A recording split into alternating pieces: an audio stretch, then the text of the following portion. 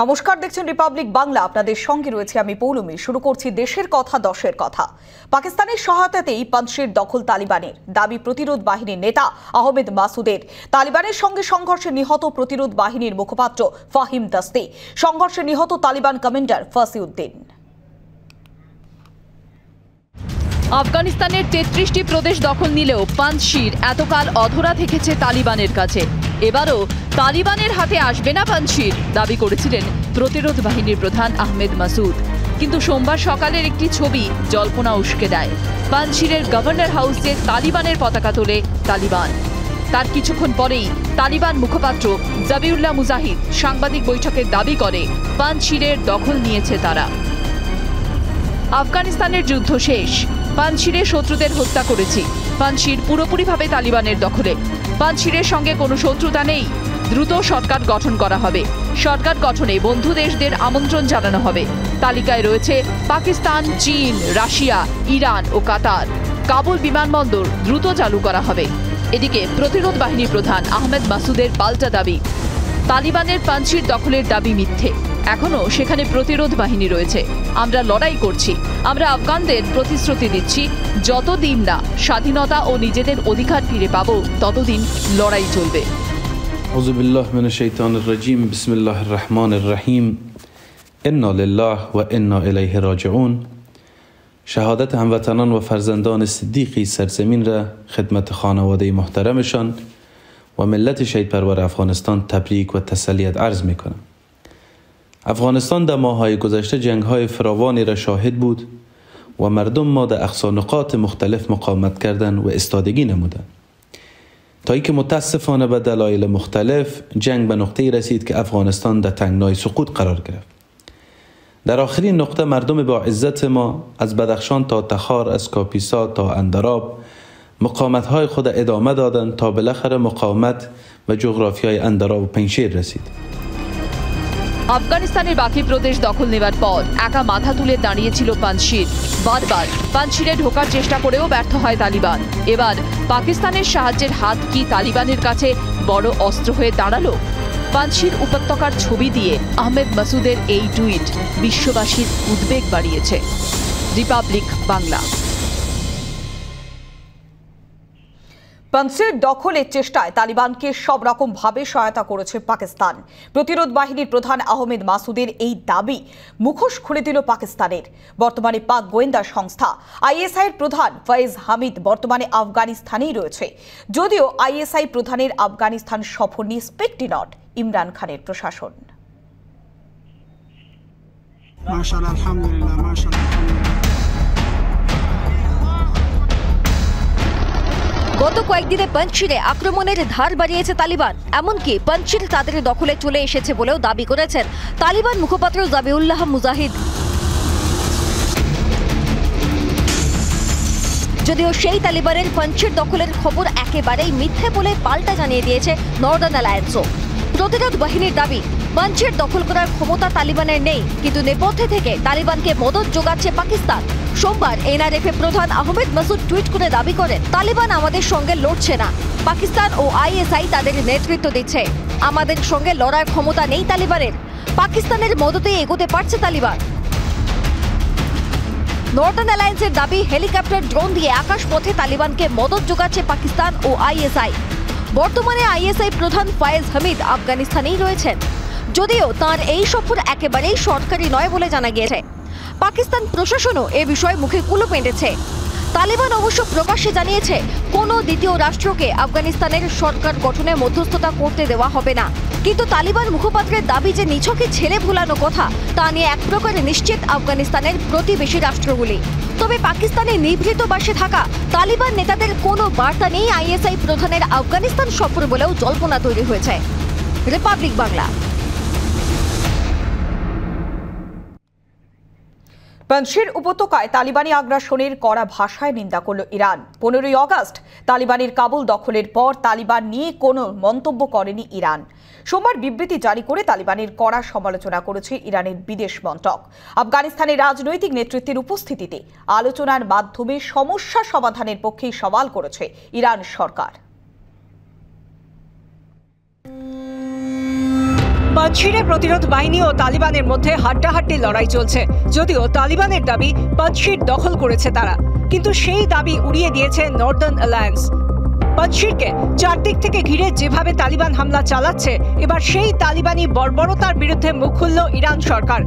সোমবার ইরানের বিদেশ মন্ত্রকের মুখপাত্র সৈয়দ খতিবজাদে জানান, পাঞ্জশির থেকে আসা খবর উদ্বেগজনক। এই হামলা নিন্দনীয়।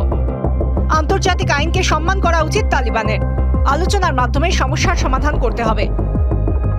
একই সঙ্গে এদিন নাম না করে পাকিস্তানকেও এক হাত নেন খতিবজাদে। আফগানিস্তানে অভ্যন্তরীণ বিষয় খবরদারি করারও কড়া নিন্দা করেছেন তিনি। আফগানিস্তানের সঙ্গে ইরানের 900 কিলোমিটার দীর্ঘ সীমান্ত রয়েছে। তালিবানকে কোনোদিনই স্বীকৃতি দেয়নি ইরান সরকার। এখনো পর্যন্ত প্রায় 35 লক্ষ আফগানকে আশ্রয় দিলেও 15ই আগস্টের পর থেকে তালিবান নিয়ে কোনো কথাই বলেনি ইরান সরকার। রিপাবলিক বাংলা। 15ই আগস্ট কাবুল দখল করে তালিবান। দেশ ছেড়ে পালান প্রেসিডেন্ট আশরাফ ঘানি। একে একে যখন আফগানিস্তানের সমস্ত প্রদেশ নিজেদের দখলে নিয়ে আসছে তালিবান, ঠিক সেই সময় পাঞ্জশির থেকে প্রতিরোধ গড়ে তোলে দুজন, একজন আহমেদ মাসুদ, অন্যজন আমরুল্লাহ সালেহ। তারপর 21 দিনের লড়াই। জমিও ছাড়া হবে না ঘোষণা করেছিলেন সালেহ মাসুদরা। সেই মতোই তালিবান জঙ্গিদের একের পর এক আক্রমণ প্রতিহত করেছে নর্দার্ন অ্যালায়েন্স। কিন্তু এক শত্রুর সঙ্গে আরো এক শত্রু যখন হাত মেলায়, তখন লড়াইটা অনেক বেশি কঠিন হয়ে যাওয়াটাই স্বাভাবিক। সেই পরিস্থিতির সম্মুখীন হতে হলো পাঞ্জশিরকে। আহমেদ মাসুদের দাবি, পাক সেনার প্রত্যক্ষ মদতে তালিবানরা ঢুকে পড়েছে পাঞ্জশিরে। এলাকায় পাক সেনা বিমান ঘন ঘন হামলা চালিয়েছে বলেও দাবি প্রতিরোধ বাহিনী। কিন্তু এরপরেও দমে যেতে রাজি নন সালেহ মাসুদরা। লড়াই চলবে জানিয়েছেন মাসুদ। তালিবান দখলমুক্ত হয়ে আবার আগের স্বমহিমায় ফিরে আসুক পাঞ্জশির, এমনটাই চাইছেন লক্ষ লক্ষ আফগানিস্তানবাসী। 15ই আগস্ট থেকে 6 সেপ্টেম্বর 21 দিনের মরণপণ লড়াই চালিয়ে গোটা বিশ্বে নজির রাখল পাঞ্জশির। রিপাবলিক বাংলা। আফগানিস্তান ছেড়েছেন আমরুল্লাহ সালেহ, এমনটাই দাবি তালিবান মুখপাত্রের। পাঞ্জশিরে তালিবানকে আটকাতে গোড়া থেকেই সেখানে ছিলেন সালেহ। কিন্তু তালিবান পাঞ্জশিরে ঢোকার পরেই 2 কমান্ডারকে নিয়ে সালেহ তাজিকিস্তানে আশ্রয় নিয়েছেন বলে দাবি তালিবানের। যদিও এ বিষয়ে নর্দার্ন অ্যালায়েন্স বা আমরুল্লাহ সালেহের পক্ষ থেকে পাল্টা বিবৃতি দেয়া হয়নি। 15ই আগস্ট তালিবানের কাবুল দখলের পরপরই দেশ ছেড়ে পালিয়ে যান প্রেসিডেন্ট আশরাফ গানি। দিন দুয়েকের মধ্যেই নিজেকে কেয়ারটেকার প্রেসিডেন্ট বলে ঘোষণা করেন আমরুল্লাহ সালেহ। শুধু তাই নয়, তালিবানের বিরুদ্ধে কার্যত যুদ্ধও ঘোষণা করে দেন তিনি। এর পরের ঘটনাবলী কম বেশি সকলেরই জানা।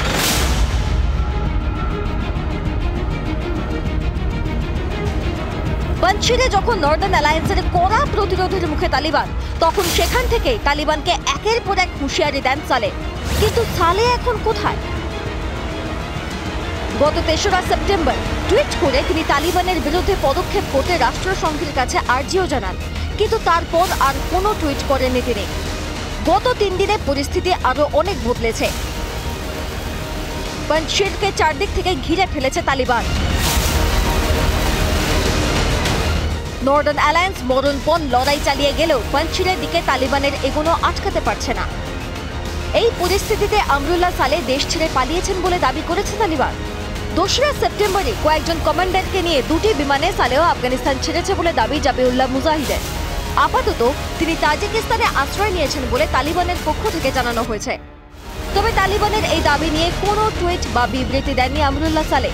এমনকি নর্দার্ন অ্যালায়েন্সের পক্ষ থেকেও এ বিষয়ে কিছুই বলা হয়নি। আপাতত পাঞ্জশিরে তালিবানকে কড়া টক্কর দিতেই ব্যস্ত নর্দার্ন অ্যালায়েন্স। আমরুল্লাহ সালেহ নিঃসন্দেহে প্রতিরোধ বাহিনীর বড় শক্তি। তালিবান বিরোধী লড়াই তিনি চালিয়ে যাবেন বলেই দাবি আফগান সেনার। রিপাবলিক বাংলা। শিক্ষিকার অভাবে সৎ চরিত্রবান বৃদ্ধ শিক্ষকই পড়াতে পারবেন ছাত্রীদের, এই শর্তেই খুলে গেল আফগানিস্তানের বিশ্ববিদ্যালয়গুলি। ক্লাসরুমে ছেলে এবং মেয়েদের বসার জায়গার মাঝে টাঙানো থাকবে পর্দা। এছাড়াও এক গুচ্ছ তালিবানি ফতোয়া মানলে তবেই বিশ্ববিদ্যালয়ে যাওয়া হবে মেয়েদের। আফগানিস্তানে সরকার গঠনের পথে তালিবান, তারই প্রথম ধাপ হিসাবে সোমবার থেকে খুলল বিশ্ববিদ্যালয়গুলি। মহিলাদের পড়াশোনার উপর নিষেধাজ্ঞা না থাকলেও একগুচ্ছ তালিবানি ফতোয়া থেকেই গিয়েছে। তালিবানের পর্দানসীন সংস্কৃতি ঢুকিয়ে দেওয়া হয়েছে ক্লাসরুমেও। তালিবান শিক্ষা পর্ষদের নির্দেশিকা অনুযায়ী ক্লাসে ছেলে ও মেয়েদের মাঝে পর্দা, ছাত্রীদের হিজাব বা নিকাব বাধ্যতামূলক। চোখ ছাড়া কোনো অংশ দেখা যাবে না ছাত্রীদের ক্লাস নেবেন শুধু শিক্ষিকারাই। শিক্ষিকা না থাকলে চরিত্রবান বৃদ্ধ শিক্ষক। ছাত্র ছাত্রীদের জন্য আলাদা আলাদা ঢোকা ও বেরোনোর পথ। 5 মিনিট আগে ক্লাসরুম ছাড়তে হবে ছাত্রীদের। ছাত্ররা ক্যাম্পাস না ছাড়লে কমন রুমে অপেক্ষা করবে ছাত্রীরা।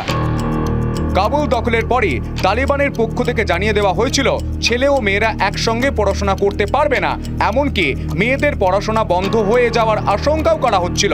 তবে ক্লাসরুমে এই তালিবানি আইন মেনে পড়াশোনা কতটা সম্ভব তা নিয়ে প্রশ্ন তুলছেন সে দেশের শিক্ষাবিদরাই। এমনকি চরিত্রবান শিক্ষকের মাপকাঠি কি তা নিয়েও সন্দিহান শিক্ষা মহল। রিপাবলিক বাংলা।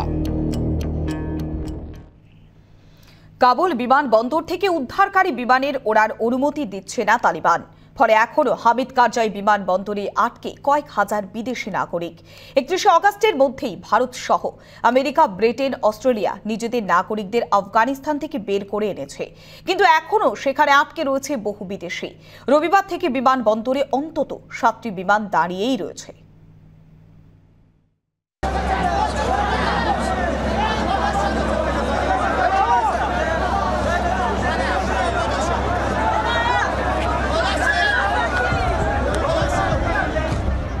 একত্রিশে অগস্টের পর কোনো রাষ্ট্রকে আর উদ্ধার কাজে অনুমতি দেওয়া হবে না বলেই আগেই জানিয়েছিল তালিবান।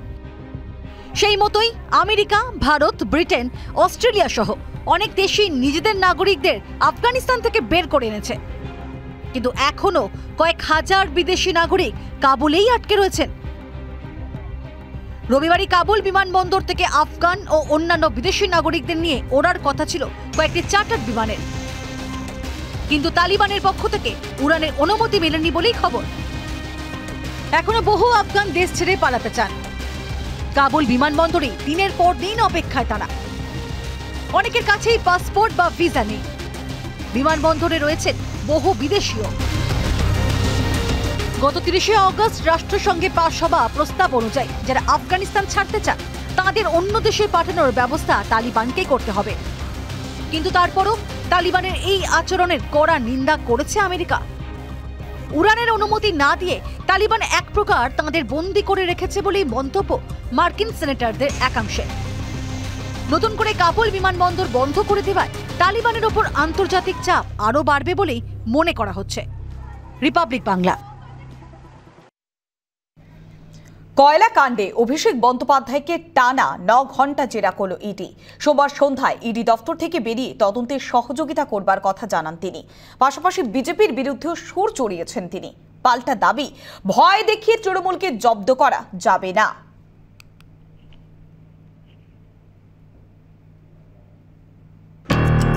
কয়লা কাণ্ডে দিল্লির ইডি দফতরে হাজিরা দিলেন তৃণমূল সাংসদ অভিষেক বন্দ্যোপাধ্যায়। এদিন প্রায় 9 ঘণ্টা ইডি দফতরে ছিলেন তিনি। টানা জেরা করা হয় তাঁকে। তৃণমূলের সর্বভারতীয় সম্পাদক সকাল 11টা নাগাদ পৌঁছন জামনগরে ইডির দফতরে। ইডি দফতর থেকে বেরিয়ে জানান সব প্রশ্নের উত্তর দিয়েছেন। I have been summoned to Delhi. I have been asked questions non-stop for the last 8 hours. I don't blame the investigating agencies. It's their work. They are also under pressure to perform. তার অভিযোগ, যাদের টাকা নিতে দেখা গিয়েছে তাদের নিয়ে চুপ কেন্দ্রীয় সংস্থা। मैं ये पहला दिन से कह रहा हूँ कि आपके खिलाफ मेरे खिलाफ अगर कोई सबूत है, आप उसको पब्लिक सार्वजनिक जीवन में लाइए, आप उसको पब्लिक डोमेन में लाइए। दूध का दूध, पानी का पानी। বিজেপিকেও চ্যালেঞ্জ ছুড়ে দেন অভিষেক। তার দাবি, বাংলার নির্বাচনে সুবিধা করতে না পেরেই বিজেপি এজেন্সিকে দিয়ে হেনস্থা করেছে। বলেন, ভয় দেখিয়ে তৃণমূলকে জব্দ করা যাবে না। बीजेपी को अगर लगता है कि इससे तृणमूल डर जाएगी, तृणमूल झुक जाएगी, तृणमूल हार मान लेगी, दूसरे राजनीतिक दलों की तरह, कांग्रेस की तरह, मैं स्पेसिफिकली कह रहा हूं, या कोई और राजनीतिक दल की तरह घर में बैठ जाएगी, भाई हम और जोर जबरदस्ती के साथ आपके खिलाफ लड़ाई करेंगे और हम वो हर राज्य में जाएंगे। অভিষেক বন্দ্যোপাধ্যায়ের নাম এই মামলায় অন্যতম প্রভাবশালী হিসেবে উঠে এসেছে। সূত্রের খবর, তাই বেশ গুছিয়ে এই প্রশ্ন তালিকা তৈরি করে এনফোর্সমেন্ট ডিরেক্টরেট। রিপাবলিক বাংলা। কয়লা কাণ্ডে টানা 9 ঘন্টা অভিষেক বন্দ্যোপাধ্যায়কে জেরা করা হয় এবং তারপর তিনি পাল্টা তদন্তের সহযোগিতার আশ্বাস দিলেও উদ্দেশ্য প্রণোদিতভাবে তাকে জিজ্ঞাসাবাদ করা হচ্ছে, এই কথাও উল্লেখ করেছেন তিনি। কয়লা কাণ্ডে অভিষেক বন্দ্যোপাধ্যায়কে টানা 9 ঘন্টা জেরা করেছে এনফোর্সমেন্ট ডিরেক্টরেট এবং বিজেপির বিরুদ্ধে লড়াই করলেই হেনস্থা, এমনই প্রতিক্রিয়া দিয়েছেন তৃণমূল কংগ্রেসের সর্বভারতীয় সম্পাদক অভিষেক বন্দ্যোপাধ্যায়। তিনি বলেন যে যাদের টাকা নিতে দেখা গিয়েছে তাদের নিয়ে কেন্দ্রীয় তদন্তকারী সংস্থা চুপ রয়েছে। আমাদের সঙ্গে রয়েছেন বিজেপি নেতা শ্রমিক ভট্টাচার্য। শ্রমিকবাবু, স্বাগত জানাবো রিপাবলিক বাংলায়। আমরা দেখলাম যে 9 ঘন্টা ইডির দপ্তরে জেরা করবার পর যখনই অভিষেক বন্দ্যোপাধ্যায় বাইরে এলেন তিনি বলেন তদন্তে সহযোগিতা করবেন, কিন্তু তিনি স্পষ্ট উল্লেখ করলেন যে ভয় দেখিয়ে তৃণমূল কংগ্রেসকে জব্দ করা যাবে না এবং যাদের টাকা নিতে দেখা গিয়েছে তাদের বিরুদ্ধে কোনো ব্যবস্থা গ্রহণ করা হয়নি। নাম না করেই তো শুভেন্দু অধিকারীর বিরুদ্ধেই কার্যত আক্রমণ শানালেন অভিষেক বন্দ্যোপাধ্যায়। আমার থেকে কি জানতে চাইছেন শ্রমিক বাবু? যেটা বিজেপির দিকে অভিযোগের আঙুলটা উঠছে যে বিজেপির বিরুদ্ধে লড়াই করলে হেনস্থা। দীর্ঘদিন ধরে বিধানসভা নির্বাচনের আগে থেকে অভিযোগের আঙুল উঠেছে, আর যখনই সারদা নারদা ইডির কোনো তদন্তকে কেন্দ্র করে তদন্ত গতিপ্রাপ্ত হয়েছে তখনই বলা হয়েছে যে পলিটিক্যাল ভেন্ডেটা, রাজনৈতিক প্রতিহিংসা চরিতার্থ করতে বিজেপি এই পথ বেছে নিয়েছে। বিজেপি ভয় দেখিয়ে নিজের পলিটিক্যাল এক্সপ্যানশনটা করতে চাইছে। আবার যখন তদন্ত একটু স্লথ হয়ে গেছে গতি, তখন বলা হয়েছে দিদি মোদি নেক্সাস, দিদি মোদি গটা, পুরোটাই নাটক। তো এই বক্তব্য শুনে এবং এর প্রতিক্রিয়া দিতে দিতে আমরাও ক্লান্ত, আমার মনে হয় পশ্চিমবঙ্গবাসীও ক্লান্ত। সমস্ত প্রশ্নের উত্তর আমাদের জানা নেই। আমরা একটা কথাই বলেছি যে কোনো প্রতিহিংসা নিয়ে রাজনীতি বিজেপি করে না। একটা রাজনৈতিক দল শূন্য থেকে শুরু করে কোনো দলকে না ভেঙে নিজের পলিটিক্যাল আইডিওলজিকে ডাইলিউটেড না করে আজকে একার শক্তিতে দেশের মানুষকে সঙ্গে নিয়ে দুবার ভারতবর্ষের যে পার্লামেন্টের ম্যাজিক ফিগার পার করেছে, মানুষ তাকে দায়িত্ব দিয়েছে। সেখানে সেই দল একটা আঞ্চলিক রাজনৈতিক দলের একজন নেতার সঙ্গে কেন প্রতিহিংসামূলক আচরণ করবে? প্রতিহিংসার তত্ত্ব তো পশ্চিমবঙ্গের ক্ষেত্রে বিজেপি আজকে দেখতে পেয়েছে যে নির্বাচনে আমরা হেরে যাওয়ার পরে 51 জন বিজেপি কর্মী খুন হয়ে গেলেন শুধুমাত্র 2রা মে থেকে, ফল প্রকাশের পর থেকে। তো সেই অবস্থা আমরা দেখেছি। এখানেও যেভাবে 3 বছরের পুরনো 2 বছরের মামলা তুলে নেওয়া হচ্ছে, আমি আবার বলছি সমস্ত প্রশ্নের উত্তর আমাদের কাছে নেই। বিজেপি কোনো অবস্থাতেই ইডি সিবিআই কে প্রভাবিত করছে না। যে তদন্ত চলছে সেটা কোর্টের নির্দেশে চলছে। যদি কোনো জায়গায় কেউ অসন্তুষ্ট থাকেন, ইডি কোর্টের ঊর্ধ্বে নয়, আদালতের দরজা খোলা আছে। যাদের বিচার ব্যবস্থার প্রতি, দেশের সংবিধানের প্রতি এবং ওই পুরো যুক্তরাষ্ট্রীয় কাঠামোর গঠনতন্ত্রের প্রতি যাদের আস্থা আছে, তারা কোর্টে ন্যায়ালয়ে যাবেন। আমার মনে হয় সুবিচার অবশ্যই পাবেন। একেবারে অনেক ধন্যবাদ। আমরা কথা বললাম বিজেপি নেতা শ্রমিক ভট্টাচার্যের সঙ্গে।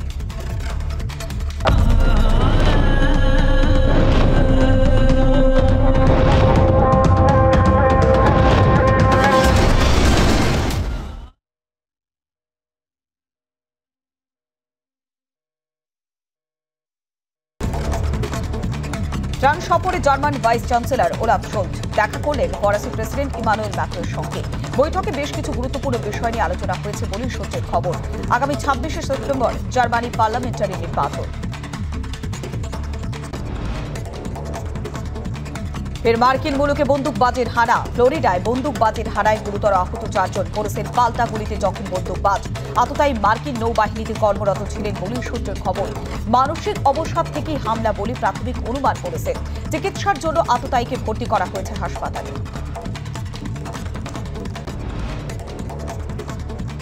সংশোধনাগার থেকে পলাতক 6 বন্দী। জর্দান ইসরায়েলের গিলবোয়া সংশোধনাগারে রাখা হয়েছিল প্যালেস্তিনীয় বন্দীদের।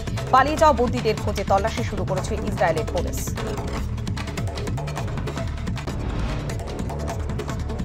ভিয়েতনামে সোমবার থেকে শুরু হলো নতুন শিক্ষাবর্ষ। তবে কোভিডের জেরে শিক্ষাবর্ষের প্রথম দিন অনলাইনে ক্লাস নিল বেশিরভাগ স্কুল। দেশে করোনা সংক্রমণ বৃদ্ধি পাওয়ায় লকডাউনের সিদ্ধান্ত নিয়েছে সরকার। এই পরিস্থিতিতে ভার্চুয়াল ক্লাসের পথে হেঁটেছে ভিয়েতনামের বিভিন্ন স্কুল।